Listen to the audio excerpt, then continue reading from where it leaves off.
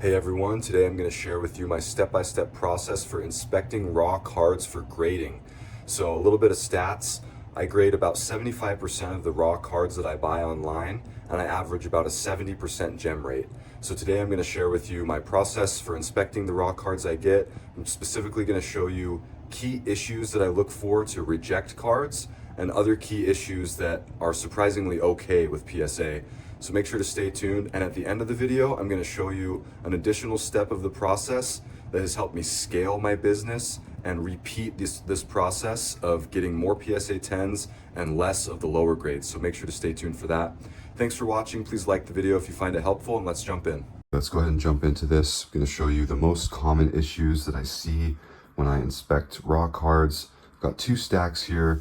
This stack is the issues that would constitute reject, and this one here is issues that I am still okay to send in to PSA. I'll explain my rationale, my experience behind each one of these. So let's go ahead and start with these ones here, and these issues are going to go from most easily noticeable to most often missed. So starting with this Ohtani rookie here. Usually the first thing I do is look at the centering, the corners and edges, and you can find most issues with those things from just the photos on eBay. You guys can probably already see it. Bottom left corner there is all whitened. PSA is tough on corners. I don't want to say never, but you will almost never get a 10 with a corner looking like that. They'll see that right away and reject it. So those are the types of things you want to be looking for in photos. If you see something kind of fishy, you can always ask for more photos. So front corners are immediate reject. We also have an example of a back corner here. So this one's a little bit harder to see with this lighting, but this back corner is white. You can pretty easily see it in person, but white back corner on a tannish background, they're going to catch that, bump it down to a PSA 9. So usually corner issues, even if they're minor, I will take very seriously, not send stuff into PSA if it has corner issues. They're tough on corners. So here's another Ohtani rookie. This one has a back corner issue as well. It's more of a crease on the back corner, so a little bit hard to see unless I give it that angle. So it looks white. It's actually not white. It's just creased. So then the angle gets different and then it looks white in the light. So look at corners closely. The graders always do, so make sure you do as well. So the same goes for edges. You want to look for the same issues. Creases along the edges, whitening along the edges. Very common with these types of cards with red or black or green or blue backs or whatever. Very common to have edge and corner whitening. PSA takes those issues seriously, so I wouldn't even mess with it. This is an example of an off-center card. You can see off-center left to right. For the most part, you can tell this. You can judge centering from pictures on eBay. Some people like to take pictures from a side angle or an angle like that to hide centering issues. So it's kind of a red flag for me when I see sellers posting pictures from those angles. Again, if there's ever anything kind of sketchy, you can ask for additional photos. But centering is another thing. PSA is actually more lenient than you would expect. They allow 60/40 centering on the PSA 10s, but I don't believe they pull out a centering tool for every card they grade. So if it doesn't pass the eye test and it's outside of 60/40, which you can use a centering tool to tell that, definitely a reject. Now we're on to the harder stuff to notice, especially, this is the stuff that's hard to notice in photos, so you're gonna want to look closely at every card for stuff like this. So we've got this Jackson Merrill card. Corners, centering, edges all check out. There's a surface dimple to the left of his helmet, if you guys can see that. That's the only thing wrong with this card, just that surface dimple. So here's my logic and strategy when it comes to surface dimples. If it's in an obvious spot where they'll easily see it, like this one is, I don't send it in. If this were on his uniform or something like that, or on the Topps Chrome logo, I would send it in. The reason being is PSA does technically in their grading standards allow for one minor surface defect for PSA 10s, as long as it doesn't, I guess, ruin the overall appearance of the card. So a dimple in an obvious place, in my opinion, ruins the appearance of the card, and in PSA's opinion, it does as well, because most of the time I've gotten 9s when I've submitted cards like that, even if that's the only issue. So here's another one. We've got a little bit more serious surface issues here. So we've got the print lines. You guys can see there's one running through his legs there. There's one going up and down on the left. X-Fractors have these all the time. It's very, very common. And if that was the only issue, if it was just those two print lines, if I was feeling risky, I'd send it in. But you guys can see there's a surface scuff there in between the legs, right below his right knee. There's another surface scuff right there to the left of his uniform. There's another one up by the logo. There's also some scratches, which are a little bit harder to show, but very easy to see with a light. I usually use my phone light to inspect, but since I'm using it to record, I'm using a different flashlight. But always use a light to inspect. Helps you see surface issues, especially that you wouldn't otherwise see. Moving on. So I've been burned on these next two a lot. So pay attention here. A lot of times you'll look at the front of a card, it looks fine. Go ahead and just skim over the back. Looks good, send it in. But you gotta look carefully at the back of cards. This one has a nice full-on indent. Let's see if I can get it. Oh, there it is. On the left side of the card around the middle. Full-on indent in the back. That's not gonna bring it to a 9. That'll bring it to probably a 6 or a 5. So if you ever get any random 5s, 6s in your orders, more often than not, it's a back issue, at least in my experience. So don't get lazy with checking the back of cards. It's not as important as the front, but with severe issues like that, they'll dock it every time. This one is another common issue that you see on the back of cards. See all those little like tack marks going across right there.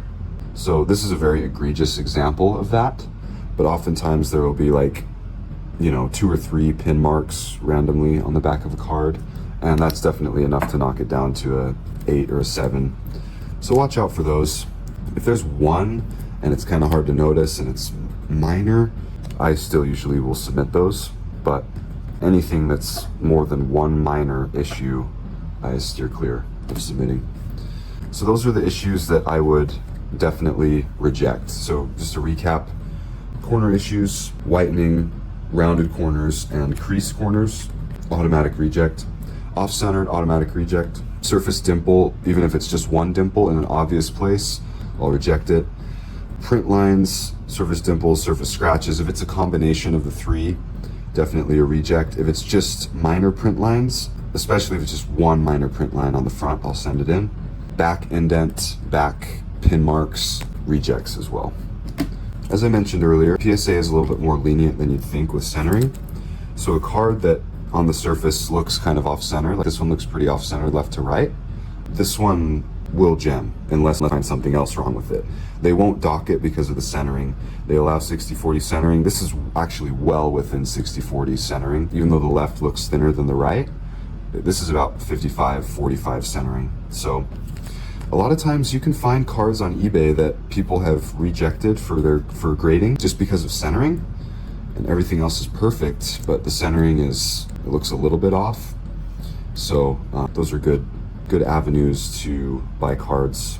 So a couple more examples here, and it does get a little bit nuanced, for at least in my opinion, with how I do things. But with a card like this, it's a sapphire. Where was it? There's a very minor scratch somewhere. With cards that have different pattern, and this is going back to the defect being in an obvious visible place or not. If it's not in a very obvious place and it doesn't affect the appearance of the card and it's just one defect, minor surface scratch on this one, I'll send it in. Any more than one scratch, I'll reject more often than not. This is another example of that. This Gunnar Henderson rookie, let's see, hopefully. So you can see on the right below his arm, you can see a scratch going down. It blends in with the pattern. You can't see it at all.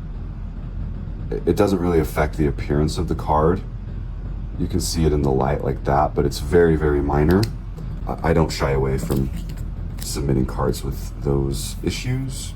And then last but not least, this is one I get questions about all the time because it's probably the most common, especially with newer cards. You'll see on the back just the print lines, the factory lines. You can see a bunch up there on the top. You can see a bunch down at the bottom, right about where my left thumb is. You can see them going across. Don't even worry about the back print lines. Graders aren't going to dock you for that. As long as they're minor and they're not impacting the surface at all, I wouldn't worry at all about the back print lines. This one actually is still a reject because there's some pin marks on the back and there's a couple dimples on the front, one right next to the football there.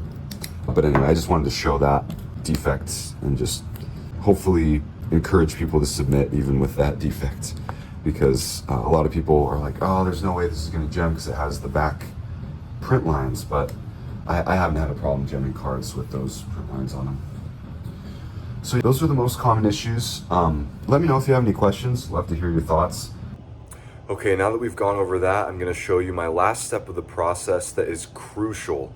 So many people don't do this, and I really don't know why. You need to be doing this if you want to grade more 10s and less of the lower grades. So let's jump into my computer and I'll show you what it's all about. So you need to be tracking your sellers. This is super important to be able to avoid sellers that you don't want to buy from again, and to be able to double down and buy again from sellers who repeatedly give you rateable good cards. I'm going to show you how I track sellers here in the Synergy web app, which you all can use.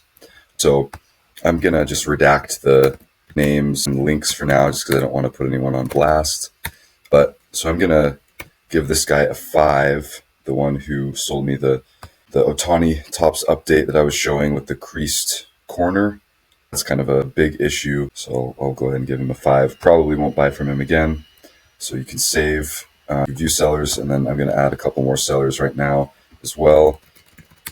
So again, I'm going to redact the name and link, and notes. You can put any notes or whatever you want. This guy gave me the off-centered heritage. Not as big of a deal in my opinion. I should have caught that, but I'll give him a 7. Probably won't buy from him again as well. And then if you guys saw some of my previous videos, I got several Aaron Judge cards. So I'm going to redact the link and name again. But this guy gave me 3 refractors, the base refractor, sepia, and prism Aaron Judge rookies, and they all gemmed, all looked super clean. So this is the type of person that I want to be buying from again. So give him a 10, save that. And then you can go in and view your sellers. You can sort by rating highest. So as you can see, this is the one I just entered with the Aaron Judge cards. And if you go in here, it shows you the cards that you bought from this seller, all the info right here, and then the total profit from this seller. So this is a really good seller that I'll be buying from again. So that's how I enter the sellers. However you do it, that works is great, but I like to do it this way just to keep everything organized and all in one place. Don't have to dig through a bunch of different spreadsheets and update columns and formulas all the time. Everything's just calculated for me. So again, feel free to use this link in the description below. And so that's how I do sellers. Thanks for watching. Again, let me know what questions or comments you have. Love to interact with you guys in the comments. So if you want to use the Synergy app, like I mentioned, link in the description below. Not only will it help you track your sellers, you'll also be able to save tons and tons of time tracking your purchases, sales, profits, grading orders, and all of that stuff. And you'll be able to make better decisions because all your data is in one place, organized. So make sure to check it out. It'll help you. It also helps me out as well. So thank you all for watching. Please like the video if you found it helpful. Be sure to subscribe for lots more stuff coming your way, and we'll see you guys next time.